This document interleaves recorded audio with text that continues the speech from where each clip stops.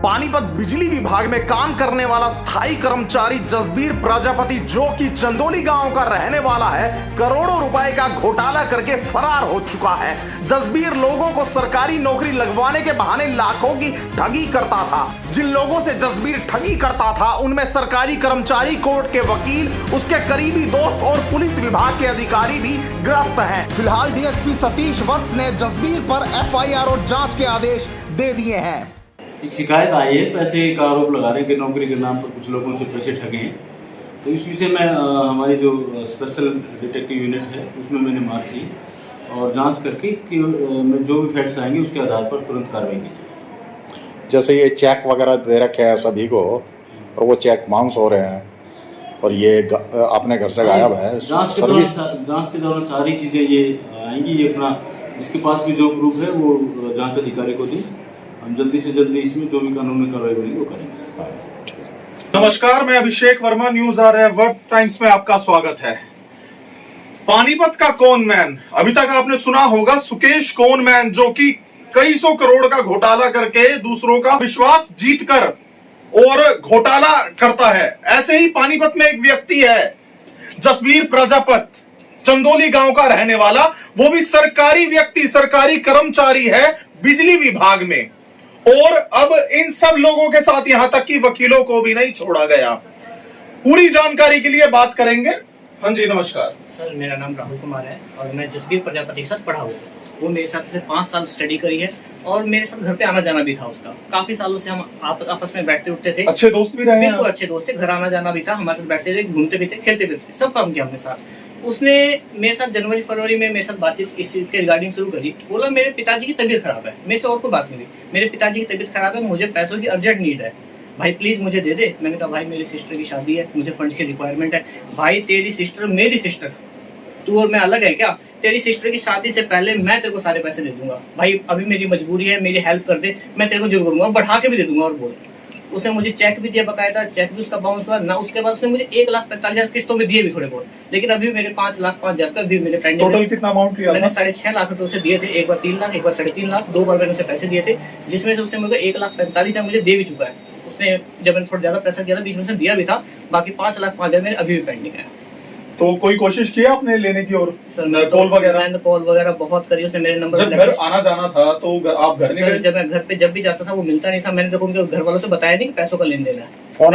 Phone करता था, phone के तीनों नंबर बंद, मेरा नंबर ब्लैक लिस्ट में डाल दिया, फोन नंबर बंद है। जहाँ पे काम करता था वहां पे मैं गया कई बार, वहां पे कहते हैं कि छुट्टी पे चल रहा है, आ ही नहीं रहा है। इस तरह से मैंने बहुत चक्कर उसके काम की जगह पे तो काटे, घर पे मैं उसके एक आधी बार गया, वो फैमिली के नाते गया, फ्रेंड के नाते गया, मैंने पैसों की रिगार्डिंग वहाँ पे बात नहीं करी है, इसलिए उनके रिगार्डिंग में से कोई बात नहीं। हाँ जी, आप बताइए आपका नाम। नमस्कार, मेरा नाम संदीप त्यागी है और इसके साथ जो प्रजापति है अपना जसबीर प्रजापति है, किसी ओकेजन पे एक मुलाकात हुई थी मेरी उसके, उस मुलाकात के थ्रू हमारा कांटेक्ट आदान प्रदान हुआ। ये मेरे पड़ोस गांव का है और मेरा गांव हरसिंहपुरा, लेकिन मैं पानीपत में रहता हूं। उसने मुझे बोला कि अगर आपके घर में परिवार में कोई बच्चा है जिसको सरकारी नौकरी लगानी है संदीप भाई, तो मेरे पास कुछ वैकेंसीज हैं और कुछ हमारे पास परमिशन होती है ऑफिसरों की, और जिससे हम स्पेशल हम कुछ अपने चुनिंदा लोगों को वो नौकरी दिलवाते हैं। अगर कोई ऐसा है तो मेरे चाचा जी का पोता था, मैंने उसके बारे में बातचीत की और मैंने अपने चाचा जी के लड़के को, भाई को और भतीज दोनों को भेजा भी, जाके एक बार इंक्वायरी कर लो, जान पहचान कर लो, अगर आपका मन भरता है, आपका पेटा भरता है तो आके बात करते हैं। तो उसने उनको भी आईने में उतार लिया, मुझे भी मतलब माइंड हमारा वाश कर दिया, हाँ मैं करवा दूंगा। आधे पैसे आपने पहले देने, 7 लाख में हमारी बातचीत हुई। बोले 3.5 लाख रुपये अपने पहले देने हैं और 3.5 लाख जब दे रहे हैं जब पहली सैलरी अकाउंट में आ जाएगी। चलो जी, हमने विश्वास किया तो हमने ऑनलाइन मैंने अपने अकाउंट में पैसे डलवा के उसके अकाउंट में पैसे डाले 3 लाख रुपए और ट्रांजैक्शन गई वहां पर। तो पहले तो हाँ जी आज है कल है, बेटे को बुलाया, इंटरव्यू भी दिलवाया, कहीं पर लेके भी गया। इंटरव्यू कहाँ पर? जाने फाइल में कहीं चंडीगढ़ लेके गया था, पंचकुला लेके गया उसको भतीजे को, जी यहाँ पर नौकरी मिल जाएगी आपको किसी सरकारी विभाग में। और वो भी तो इसका मतलब क्या वो भी मिले होंगे सरकारी विभाग? बिल्कुल बिल्कुल मिले होंगे, जिनके साथ उनके पूरा एक ग्रुप है इनका जो स्कैम करते हैं। वो जैसे उसने बताया मुझे तो स्कैम लगा टोटल सारा उसने, और जो स्कैम किया है उसने हम जैसे लोगों को फंसाया। जब मुझे पता चला कि 147% है, मैं तो बड़ा हैरान रह गया। तो जो चाचा जी के लड़के गांव में गए वहां पर पंचायत की, तो उसने 1-2 बार तो बातचीत करी, तीसरे ने घर से बाहर निकाल दिया, दरवाजे नहीं खोला। फिर मैं भी गया लेके 4-5 लोगों को, हम गए तो वहां पर जिस दिन हम गए मॉर्निंग में 6 बजे पहुंच गए, फिर जाके घर पे पकड़ते हैं उसको। तो उन्होंने 112 नंबर पे पुलिस को कॉल कर दिया, उल्टा हमें विक्टिम बना दिया कि हमें मारने की धमकी दे रहे हैं जी, और ऐसे ऐसे हमारे घर पे आके हल्ला गुल्ला करें, इनको उठा के ले जाओ। तस्वीर मिला? जसबीर नहीं मिला, उसका भाई था, उसकी माँ थी, उसके फादर था, उसके चाचा ताऊ के लड़के थे, पड़ोस वाले सारे इकट्ठे हो गए। उन सबने बताया कि बहुत बड़ा फ्रॉडी आदमी है और आप यहाँ किसके चंगुल में फंस गए, हमने तो उनको घर से निकाल दिया है। कोठी बना रखी है उसने, लोगों के पैसे से ऐसे लूट के पैसे कोठियां बना रखी है। उसकी जो वाइफ है प्रेग्नेंट थी, वो घर पे ही थी और वो कहते हैं हमारे पास तो लेना देना है ही नहीं, हमें कुछ अखबार की कटिंग दिखाई कि हमने इसको बेदखल कर दिया है, प्रॉपर्टी हमने बेच दी है। ये सब स्कैम है बचने के लिए, और हम तो दरख्वास्त करते हैं सर, इस स्कैम से बचने के लिए आगे भी लोगों के साथ स्कैम करेगा और हमारे फेवर में कुछ ऐसी रिजल्ट आना चाहिए कि ताकि हम भी बच जाएं और जो और लोगों का स्कैम होने वाला है वो भी बच जाए। तो जिस सरकारी विभाग में इंटरव्यू हुआ था वहां जाने का कोई आपने प्रयास नहीं किया? एक्चुअली प्रयास तो तब करेगा ना जब वो किससे मिलवाएगा। उसने तो सिर्फ कहा था कि जी हमने आपकी फाइल लगा रखी है, आपका नंबर आने वाला है, बस छोटा सा एग्जाम देना, आपने छोटा सा इंटरव्यू देना है, भतीजों के साथ लेके जा रहा हूँ। उसको लेके भी गया, मुझे नहीं पता कहाँ लेके गया, तो मुझे मालूम नहीं है, वो बेटा भतीजा ही जानता है। भाई जहाँ तक मेरी बातचीत है, उसने फोन उठाना बंद कर दिया, कॉन्टेक्ट में नहीं रहा। एक दो बार उससे बातचीत तो मुझे फोन करके बोला कि मैं आपके पैसे अकाउंट में डलवा रहा हूँ, उसके बाद उसके फोन स्विच ऑफ है, ये मान को ब्लैक लिस्ट में डाल दिया, सारे स्विच ऑफ फोन है, कोई बातचीत उससे नहीं हो पाई है। तब हमने घरोंडा थाने में जाके उससे खिलाफ कंप्लेंट की है। तो घरोंडा के जो हमारे SHO है, उन्होंने उसके बारे में कुछ थोड़ा सा कार्रवाई की थी, लेकिन मुझे नहीं लगता कोई स्पेशल कार्रवाई की। बोला जी बंदा है ही नहीं, उसको ढूंढ के लाओ, ढूंढ के तो कार्रवाई करेंगे, उनके परिवार पे क्या कार्रवाई करें।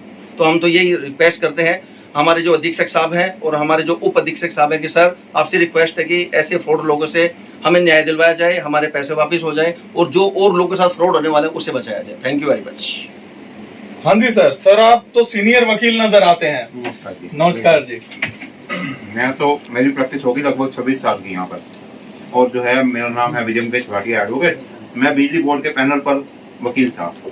तो वो जसबीर जो है मेरे को बिजली बोर्ड के केसों के लिए आता जाता रहता था, क्योंकि वो बिजली बोर्ड के केसों की पैरवी करता था बिजली बोर्ड के किलर डिवीजन सब डिवीजन की तरफ से। तो किलर सब डिवीजन की तरफ से वो आता था मेरे पास और आता जाता रहता था। इसी तरीके से मेरे उसकी मुलाकात हुई।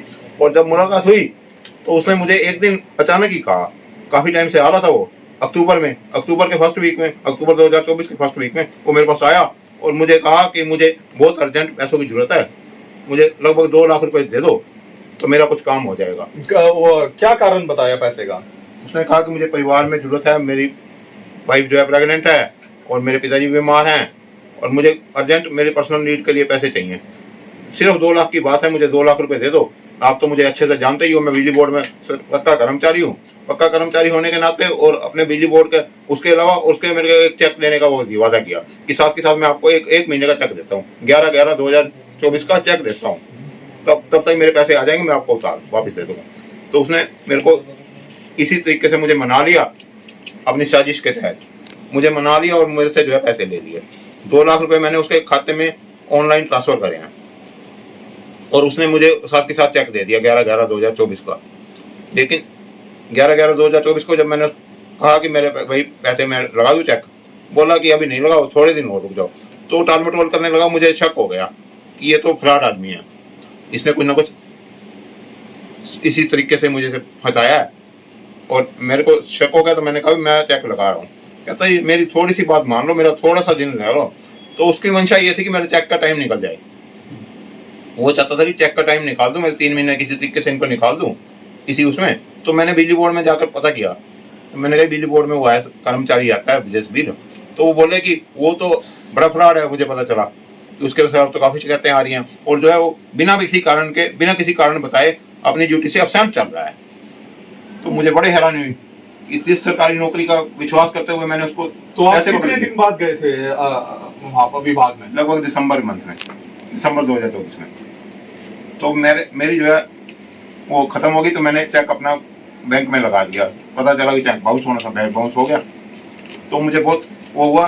तो मेरी गुजारिश है सारे पुलिस विभाग से, माननीय अधीक्षक जी से, पुलिस अधीक्षक जी से, और सारे जहाँ मैंने दरखास्त भी दे रखी है। SDU में मेरी दरखास्त पड़ी है, अभी स्पेशल डिटेक्टिव यूनिट है, वहाँ पे मेरी दरखास्त पड़ी है। तो मेरी वहाँ पे भी वो है दरखास्त है कि मेरी जो है मेरी दरखास्त पर कार्रवाई की जाए। वकीलों को तो दिमाग से बहुत तेज माना जाता है, आप कैसे फंस गए? और आप पुलिस की सहायता की बात कर रहे हैं, तो आप अपनी तरफ से किस तरह से आप ये पैसे निकलवा सकते हैं, कैसे पता लगा सकते हैं आप? फैमिली पर प्रेशर बनाने की बात मुझे पता चली है। मैं तो खुद तो नहीं गया कभी, लेकिन जो जिसने पैसे दिए हुए हैं वो कभी भी गांव में गया तो उसको उन्होंने बल्कि धमकाया है, उसके परिवार वालों ने। तो वो कई लोग तो छोड़ गए हैं, कई लोग तो कहते हैं कि किसी को उसने धमकी दी है कि मैं सुसाइड कर लूंगा, मैं ये कर लूंगा, तो वो धमकियां दे रहा है, वो कह रहा है कि भाई आपको ही फंसा दूंगा मैं किसी तरीके से। तो ये बहुत शातिर आदमी है, ये जिसने वकीलों को नहीं छोड़ा, पुलिस विभाग के भी कई कर्मचारी हैं, मेरे को पता चला है। पुलिस के भी है, रमेश चंद्र एसआई पुलिस विभाग के भी कर्मचारी हैं, इसमें नाम है एक, वो पुलिस में भी है। कहाँ से हैं वो? दिल्ली पुलिस से है। ठीक, हम ज़्यादा नाम डिस्क्लोज नहीं करना चाहते, जो सामने आएंगे हम उनका ही करना चाहते हैं। ठीक है, दिल्ली पुलिस में एसआई है, उनको भी इसने ठगया है।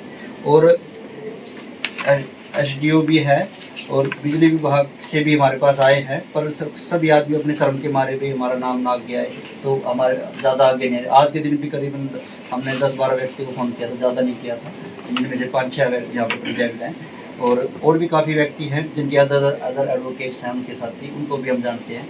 उन्होंने अपने अलग वकील भी कर रखे हैं, और पर्सनली वो सारे हमें जानते हैं। मुझसे यहाँ पर एक प्रोफेसर आ रहे कॉलेज के भी कई, सब जो जिससे पढ़ा हुआ है, जिस भी तरह की इसकी जानकारी थी, इसने किसी को नहीं बख्शा है। ये जो लिस्ट है, मेनली अपनी सरकारी नौकरी का सर्टिफिकेट दिखाकर ये पैसे ठगता था कि मैं सरकारी नौकरी पर हूँ। एक्चुअली सभी लोग जिसके झांसे में आए हैं ना, वो 2 ही कारणों से आए हैं। नंबर 1, इसका फैमिली बैकग्राउंड हमने पता किया, तो जिसने पता कि सबको लगता था हाँ ठीक आदमी है, कोई लोकल आदमी था। और सबसे बड़ी चीज़ तो यही थी कि गवर्नमेंट जॉब पे है, कहाँ जाएगा आगे अपने फर्दर। ये क्या करता था, कार में बैठे फोटो भेजता था लोगों को। जैसे और विक्टिम आए सामने, तो कार में बैठे को, देखो जी मैं अभी अफसर के साथ हूँ, ये देखो अभी अफसर जी के साथ हमारी अभी मीटिंग में, कार में फोटो भेजता था, आज आज आया हूँ, ये वहाँ पर गया हूँ। तो अच्छा कर्मचारियों से मैं अभी मिले, मुलाकात है, और सभी से डायरेक्ट कॉल करता था। किसी को ऐसा अंदेशा था ही नहीं कि कोई रिकॉर्डिंग करे या, लेकिन फिर कि कुछ फ्रॉड हो जाएगा। हाँ, क्योंकि डायरेक्ट कॉल है, ऑनलाइन पेमेंट है, चेक ये बंदा दे रहा है, तो कोई आदमी किसी को कैसे सोचेगा। सभी ये सोच रहे थे कि नहीं, जो ये किया जा रहा है ना, कि भाई चलो सीधम है, सब कुछ क्लियर है, सरकारी जॉब पे है, बंदा कहाँ जाएगा, आगे फर्दर की तैयारी कर रहे हैं, परिवार इसका यहीं पर है, तो सभी इस पे मोस्टली तो विश्वास सरकारी नौकरी का ही किया। तो इसमें विभाग का क्या कहना है?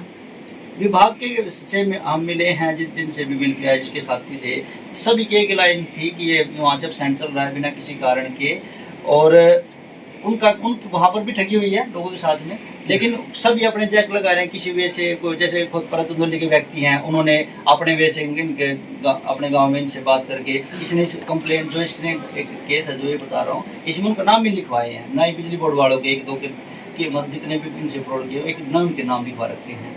तो बड़ा साथी तरीके से। तो सैलरी जा रही है अकाउंट में इनके? इसके बारे में हमें नहीं पता, मुझे नहीं लगता कि जा रही होगी, ठीक, लेकिन सरकारी नौकरी इतनी आसानी से नहीं है जाने वाली, और हम चाहते भी कि जाए। हम तो चाहते हैं हमारे सबके पैसे निकले, हमने सरकारी नौकरी किया, इसीलिए हमने विभाग में एप्लीकेशन भी नहीं दी इसके खिलाफ कि भाई आएगा तो पैसे देगा कहीं ना कहीं से। हम इसे सभी इस आस में, सबकी मेहनत की कमाई है। एक तो ऐसा आया जी बंदा, उसके 5 लाख रुपए थे, और बेचारा इतना बिल्कुल डाउन कंडीशन में आ गया था। उसने अपने जहाँ पर शादी कराई थी अपनी गुड़िया की या अपनी बहन की, और वहाँ पर बताना ही मुझे नहीं सका, अपने आप पैसे दे रहा है अगले के लिए, उनसे पैसे लगा, अपने आप उनके दे दिए उसने। ऐसे बहुत से व्यक्ति हैं बेचारे भाई, किसी वजह से कई आदमी मुझे मिले कि जो है ना जानबूझ कर नहीं देना चाहते। अरे भाई कोई तो ये डरते कि परिवार वाले से कोई लांछना लगा दे, इसे घर वाले गंदा बोलते हैं लोगों के साथ जाते हुए, सभी अपनी इज्जत के मार डर रहे हैं। कुछ फिर ढीला हर भाई कई बार पुलिस को हो जाता है, सोचते हैं पुलिस में जाएंगे ना निकलेगा कि मारे पे कुछ ना कर दें, कहीं पैसे की मार पर थोड़ा इसमें कहीं ना कहीं पुलिस की भी डील है कि इतने दिन से ऐसे फ्रॉड व्यक्ति तो तुरंत उठा देना चाहिए थे। हाँ, इतना जरूर है कि एसएचओ दीपक जी हैं हमारे 13-17 वाले, बहुत ही ग्रेट व्यक्ति हैं, उन्होंने बहुत एफर्ट किए हमारे लिए। हम उसको अनुमानित अमाउंट कितना होगा? अनुमान टोटल अमाउंट एज पर जो ये लिस्ट है इसके अनुसार, और भी 5-6 करोड़ का मिनिमम है, और ज़्यादा भी हो सकता है, क्योंकि इसमें आप अगर पढ़ेंगे तो बहुत ज़्यादा अमाउंट है। इसने तो मतलब किसी से 2 लाख, 2.5 लाख, 3 लाख, 4 लाख, किसी से 5 लाख, 10 लाख, सभी तरह के अमाउंट के व्यक्ति सामने आ रहे हैं। और काफ़ी हर व्यक्ति सोचता है कि कई व्यक्ति ऐसे बैठे हैं, भी आ जाए एक बार फिर देखे कहीं ना बात करें। तो हम भी इसी प्रयास में हैं कि एक बार ये आ जाए तो सबके पैसे देगा, ऐसा लगता है। लेकिन फ्रॉड जो बहुत बड़ा कर रखा है, और इसके फैमिली वालों की पूरी शायद ये इसके फैमिली वालों को अगर थोड़ी पुलिस दबिश दे तो तुरंत आएगा बाहर बिल से निकल के, और सबके पैसे आवेंगे। तो जितने मेरे इस मीडिया के माध्यम से मेरी रिक्वेस्ट पुलिस से भी है, और मेरी रिक्वेस्ट जितने अदर विक्टिम है, शर्माए नहीं, घर से बाहर निकले भाई साहब, घर में कोई नहीं देने वाला आपको, घर से बाहर निकले। इसमें क्या सर में दुनिया के साथ फ्रॉड होती है, दुनिया के साथ स्कैम होते हैं। आप निकलिए बाहर, चोर को नहीं छोड़ा जाना चाहिए। वो आपको थप्पड़ मार के लेके गया पैसे, और वो आपको बहुत ही छोटा आदमी समझ चल गया है कि भाई ऐसे तो मैं किसी से ले लूंगा। तो कम से कम 9-10 कंप्लेंट्स तो मेरे पास में जिनके बुकिंग रूम है, और भी बहुत व्यक्ति, मुझे तकरीबन सभी का पता है क्योंकि हमने सभी से इसमें बात की हुई है, हमारे तकरीबन मेरे से मिलके भी गए हैं यहाँ पर। तो काफ़ी व्यक्ति जो कंप्लेंट नहीं देना चाहते, मेरी रिक्वेस्ट उनसे ये है कि आप सभी इकट्ठे होके ताकत बढ़ेगी। जो व्यक्ति सोचते घर बैठे कोई नहीं देने वाला आपको कोई भी, सभी इकट्ठे हुई है। मेरी सभी से रिक्वेस्ट है कि आप सबके साथ जिनके साथ फ्रॉड हुआ है वो आप बाहर निकलिए, हमसे मिलिए, संपर्क करिए। हमें आपसे किसी से फीस का भी लालच नहीं है, हमें सिर्फ इतना है कि बहुत बड़े लेवल का स्कैम उसने किया है। और ऐसा व्यक्ति जो है सलाखों पीछे होना चाहिए, उसकी फैमिली के पर्सन, सभी पर्सन। वो बोलते हैं कि क्या हमसे पूछा था, अरे भाई उसके भाई का तो 4 महीने पहले पता लग गया था उसके भाई को, तो जैसे हम मिले थे उससे उस समय, तब उसने क्या कर दिया, इसमें किसके दिलवा दिए। और कितने बड़े तेज आदमी, कौन अपने मकान को नाम करने देगा किसी दूसरे आदमी को। किसी ऐसी पॉसिबिलिटी लगती है, आप रिपोर्टर हैं, कैसी किसी को पॉसिबिलिटी लगती है कि किसी का मकान जो एक इतना बड़ा वेल सेटल मकान बना के, अरे सगे भाई के नाम नहीं कर रहा है, परिवार के चाचा ताऊ के नाम बतावा कर रहे हैं, जिसको पता चला हमें, ऐसे कौन करने देगा। परिवार की सारे की मिली भगत है। तो हमारी रिक्वेस्ट है कि उनको जल्दी जल्दी एफआईआर दर्ज की जाए इनके खिलाफ, और जल्दी जल्दी इसके सारे परिवार वालों को उठाया जाए। सबके पैसे निकलेंगे। अभी पुलिस ऑफिसर से मिलने, सभी अपने उसमें एबल होते हैं, सभी से मिले, बड़े अफसरों से मिले, आपका सहयोग होगा, हमारी तरफ से भी होगा और वहाँ से भी होगा, और इसके खिलाफ जल्दी जल्दी कार्रवाई होगी। और मेरी रिक्वेस्ट दोबारा से है पुलिस अधीक्षक साहब से, डिप्टी सुपर हमारे हेडक्वार्टर साहब से, कि DSP हेडक्वार्टर माननीय श्री अवस्थी से, कि इसके खिलाफ तुरंत एफआईआर दर्ज करवाए।